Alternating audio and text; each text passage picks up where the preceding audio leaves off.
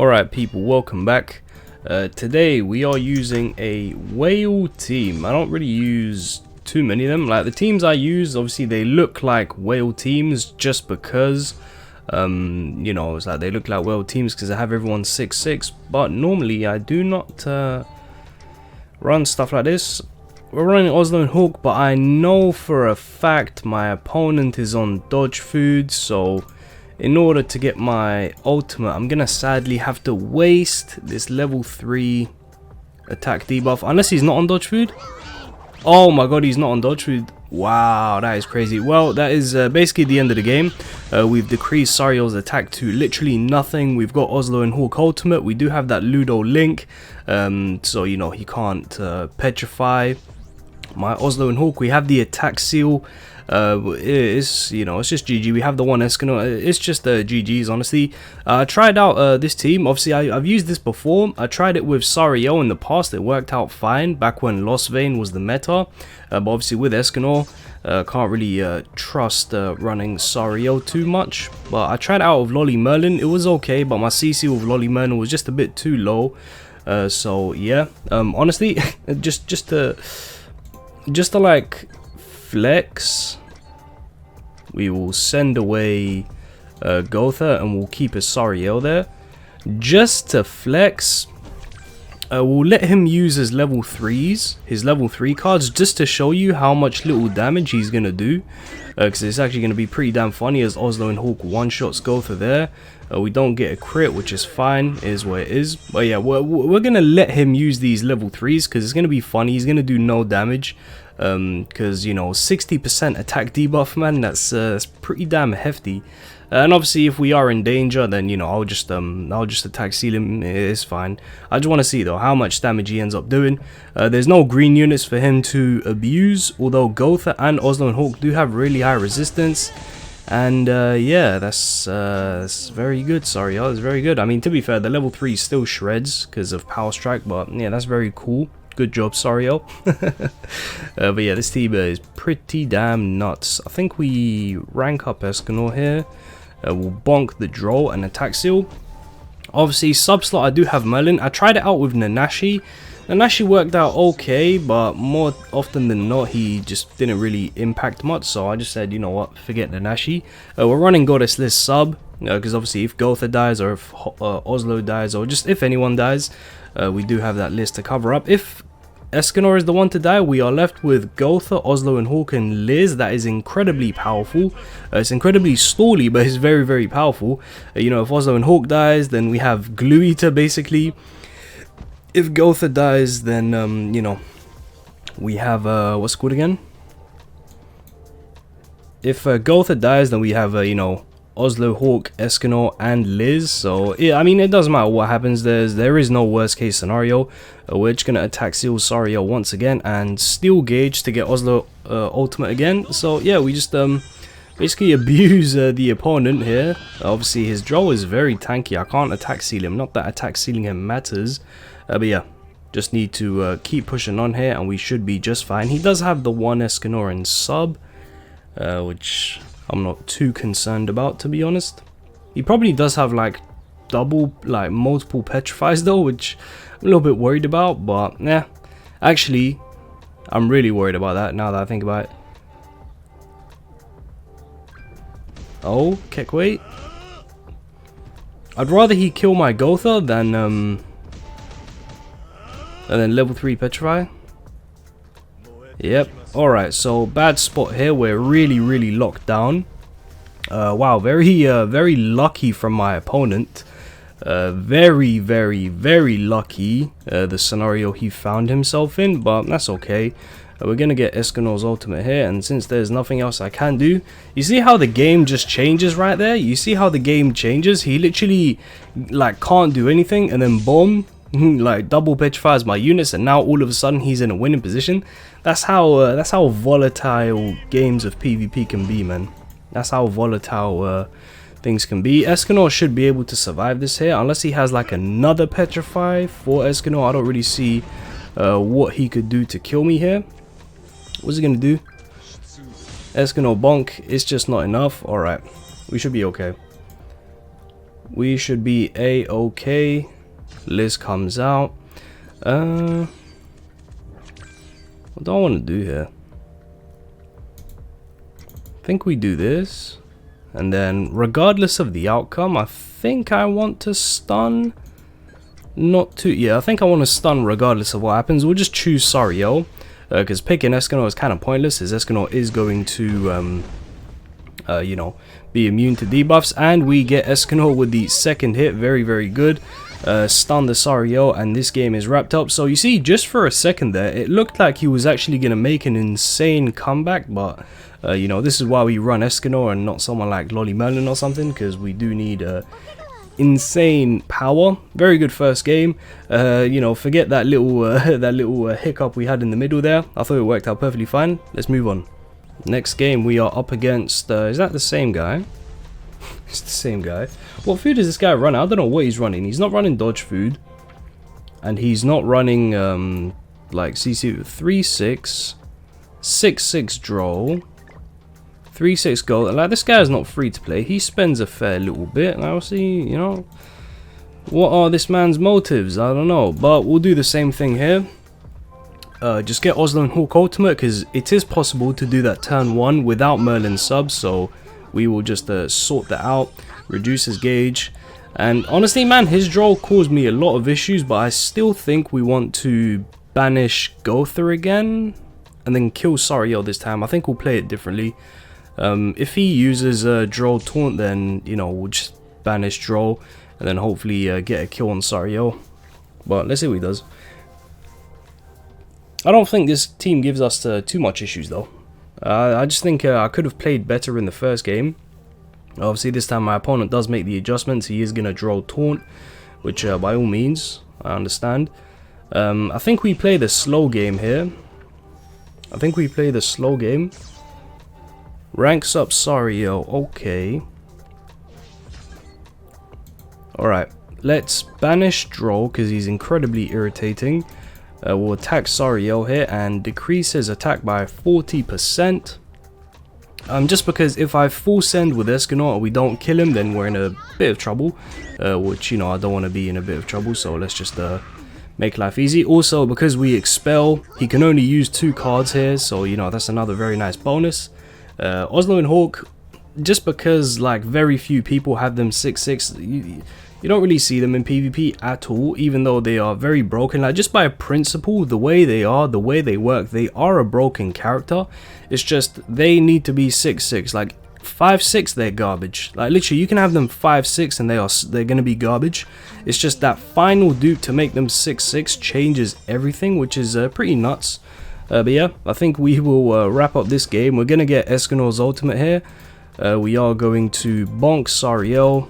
We bonk him again, we get the lucky merge, and then we target Gotha. Sariel is definitely dead, and yeah, not much the opponent can do. Red Gotha, I don't even know why I'm running the guy. I think I'm just running him, I don't know, 4 Sariels maybe, if we're in a bad spot, or like, I don't know, man. I really don't know why I'm running the red Gotha. I could just have green Gotha for more gauge control, but I don't think gauge control is too much of an issue with Oslo and Hawk. And the opponent will scoop. Alright, I'm going to wait a bit so I can get someone else, but GG's to him once again. We are in super high elo, so yeah, you know, let's see. Maybe we get some big whales, who knows. Let's move on. Alright, next game. We do have a Glue Eater team here. Alright, let's see what we can do. Obviously, I think the Glue Eater matchup is, you know, just very easy.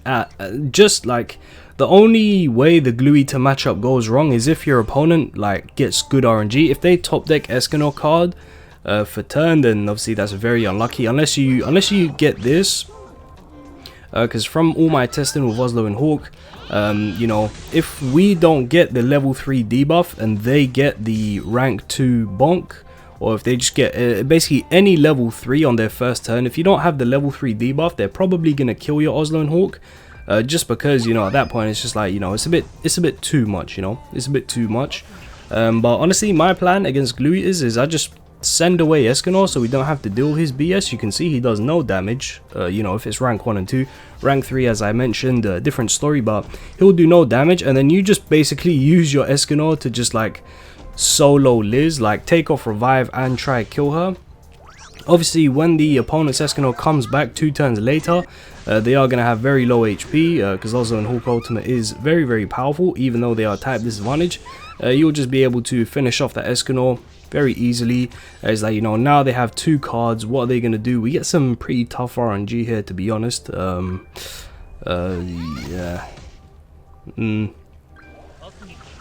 Not the greatest RNG in the world, if I'm gonna be completely honest, but it's okay, I guess. We do this, we do that, and I mean, I guess we'll just debuff Liz so the shield is a little bit weaker. But look at the hand, bro. Look at the hand. The hand is completely dead until next turn. They can't do anything. Oh, all right. We take off Revival of Oslo and Hawk. Fantastic. Do we get any more Escanor cards? We do not. We do not. That is pretty unfortunate. Okay. But no fear, because Escanor is so low on HP that we just kill him anyway, so that's fine. Or at least I hope. We should kill him. We absolutely should, and we do. Alright, very good, very good. Is Oslo and Hawk going to get ultimate again? I didn't see their gauge. Did they get it again? No, just one shot. Unfortunate, but yeah, at this point, it's like, you know, it's like, yeah, it's like a GG, really. The opponent can't really do much, man. After that first turn, it's like, if they don't kill Oslo and Hawk first turn, then they're just in for a very, very rough time, which, you know, is fine. They're running Glue Eater. They deserve a rough time. I think we can just bonk Lost Vein because it's an easy kill. Get that Gotha buff on everyone, and we can move on to the next one after we see this ultimate resolve. Bam. Alright, very good. Escanor bonk, kill Lost Vein, definitely, 100%, yes. Alright, let's move on. Alright, next game we are up against another Glue Eater opponent. Let's see what we can go. I mean, what we can do. Once again, just do the good old. He is 146, so no dodge food. Even if he was like the biggest whale in the game, still impossible that he's on dodge food, so let's do that. Also, he didn't top deck the rank 2, so unless this card right here merges with this, there is going to be no chance he can kill my Oslo and Hawk. And this time we actually get insane Escanor RNG, which is very nice to see. We'll be able to smash Liz very easily. Obviously, Ludo Link, protect my Oslo and Hawk from any petrifies, any stuns. Yeah, the opponent is what's he doing? Going for okay, okay, I'm not gonna question that. Do we even, who do we send away, man? I think because our Escanor becomes immune to debuffs next turn, I think we can just attack Liz and we'll be okay. I think we can do that. Rank 2 versus rank 1. We'll put the rank 2 on her. But yeah, send Escanor away. Even if Escanor is immune to debuffs, you can still expel him, because the expel is, you know, it's it doesn't care about your debuff immunity. I've tested it out, like before he becomes immune to debuffs, or on the same turn he becomes immune to debuffs, completely irrelevant. You still send him away, can't do anything. Hand is locked, you know, can only use 2 cards. He's obviously going to stun and put up the shield, but we can most certainly break the shield with the 2 Escanor cards in hand. I feel like Escanor is just the most useful. Like, if I had to pick a DPS, I think I would go with Escanor. My opponent decides to not use any Liz cards. We're champ. Alright, what we are going to do is kill his Liz and then reduce his gauge with Oslo and Hawk, and we are good to go. Wow, very nice. We get the crit on Liz. Fantastic. We can just move on to Gotha here. Okay, we still do good damage to Gotha. Reduce his gauge. Escanor's still not back, by the way. Escanor is still not back. I think he's back at the end of this turn, so yeah. It's just like, what can you do, man? What can you... Look at his hand. He has 1 usable card. He has 1 usable card. He forfeits because poor guy just literally can't do anything. Unfortunate, man. Yeah, let's move on. Alright, final game. It's going to be against another Glue Eater opponent. Alright, 154. Finally, that's decent. But yeah, man, the quality of games in champion 1 is pretty damn dreadful, man. I've always said the sweet spot for PvP is always going to be champion 3 and champion 2. Champion 3 does have the most traffic, so if you want to face the most amount of real players, I think champion 3 is best. If you want to face you know, more stronger players, then champion 2 is going to be a bet, but I do find there to be more bots in champion 2 than 3, so that's why recently I've been trying to stay in champions 3, but you know, I kind of got carried away whilst testing stuff out earlier. My opponent ranks up Liz, puts up a shield. I don't think he understands. I do not give a damn about his shield. He applies a gauge removal. Alright, what I'm going to do here is I'm going to double rank up my ESCANOR, and since he didn't use any of his ESCANOR cards, we can be confident that when Oslo ults him, we are going to cuck him really bad, in that he's going to have a ton of ESCANOR cards in hand, which should be able to stall him out very nicely. ESCANOR does become immune to debuffs next turn. Oh, alright, so yeah, he actually only drew one more ESCANOR card. ESCANOR becomes immune to debuffs next turn, so it's like, you know, by all means, stun him. It really doesn't matter. We draw even more ESCANOR goodness, so yeah. Very funny that a team with 2 red units destroys ESCANOR. How funny is that? A team with 2 red units. We're using 2 red units in this team. Obviously, Red Gotha is like, you know, it's like we don't even need to run the guy, but we just run him for, I don't know, the lulz, like just for banter. I don't know why we run him. Also, level 3 or level...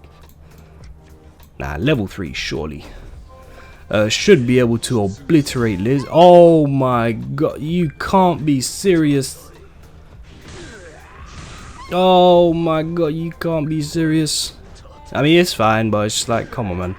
We could have been much more efficient there if ESCANOR just decided to crit, but we're not using the green Gotha, so it's understandable. By the way, if you don't understand why we can't run green Gotha, it's because obviously Hawk is unknown. I'm gonna love to try out this team when Ram comes.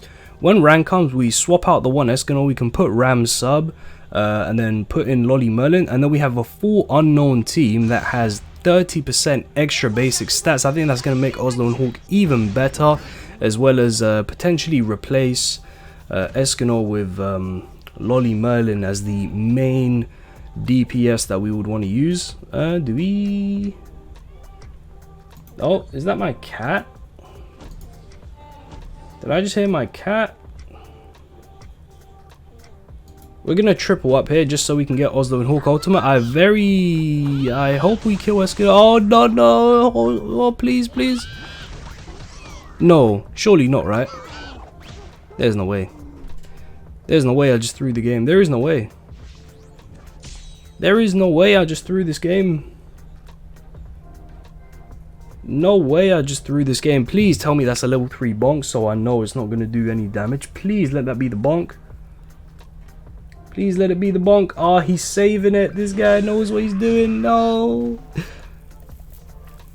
No, I threw so bad, man. I threw so hard. Guys, don't be an idiot like me, man. Don't be... this was a win.